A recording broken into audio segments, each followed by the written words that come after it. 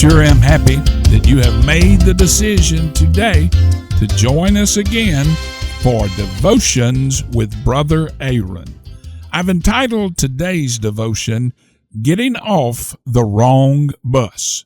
Now let me start this devotion by saying I originally wrote it for a group of pastors I was mentoring regarding leadership. I hope it'll help somebody today.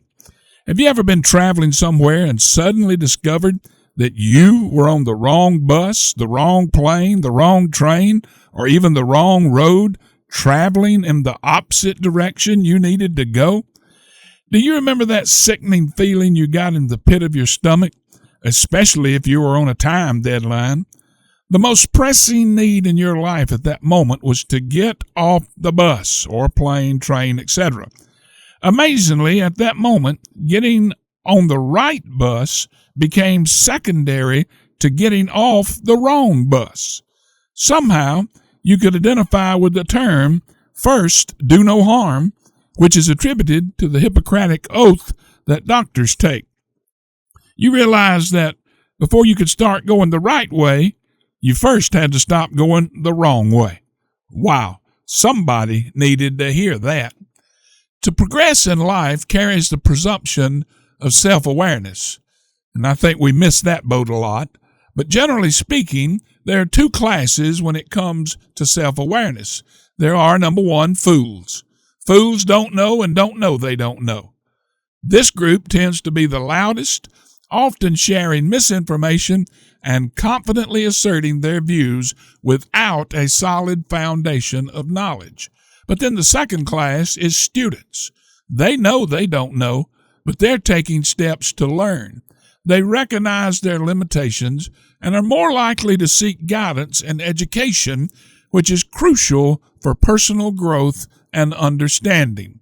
This distinction emphasizes the value of self-awareness in the learning process, as recognizing one's ignorance is the first step toward acquiring true knowledge.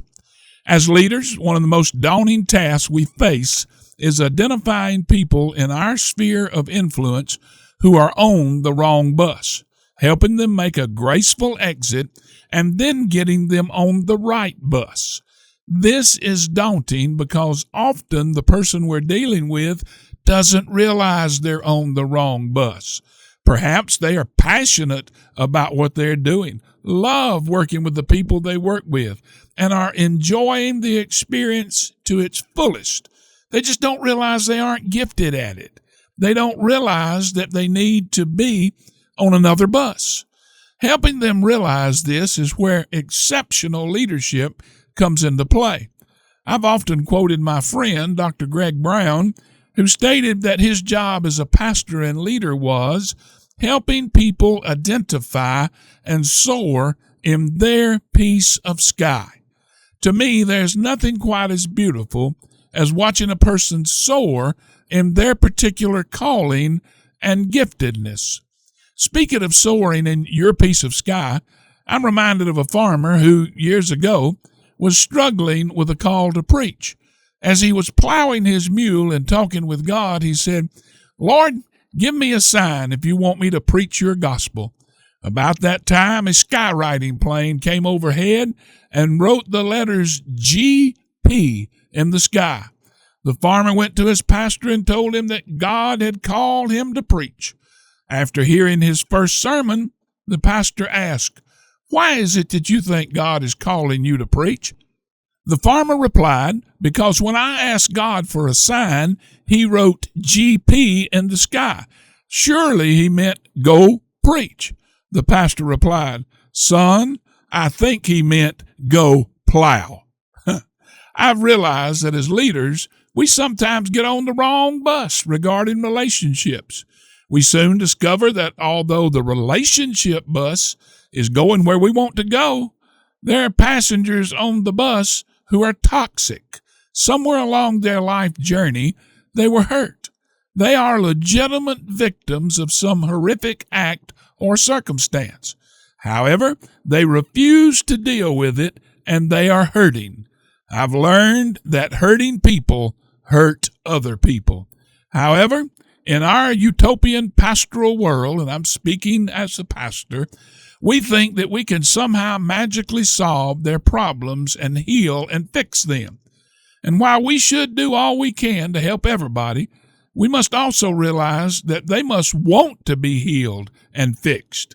If they don't, then discretion on the part of the leader becomes the better part of valor. Get off that bus and catch another.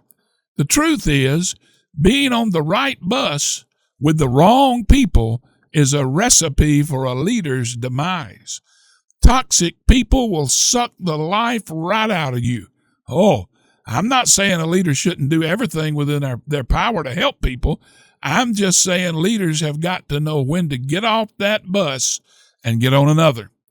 Realize, before you can start going the right way, you first have to stop going the wrong way.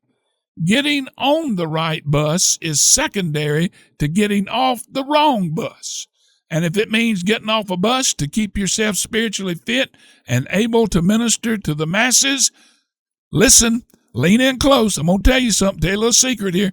Then get off. Get off the bus. Lord, thank you for the reminder today, God, that there comes times in our Christian walk, as much as we want to do good, as much as we want to help everybody, God, there's times that we just simply have to get off of the wrong bus. God, would you fill us with your wisdom so that we would be found on the right bus, going the right way, doing the right thing for you, and that we'd get off the wrong bus. And I ask this in your name, amen.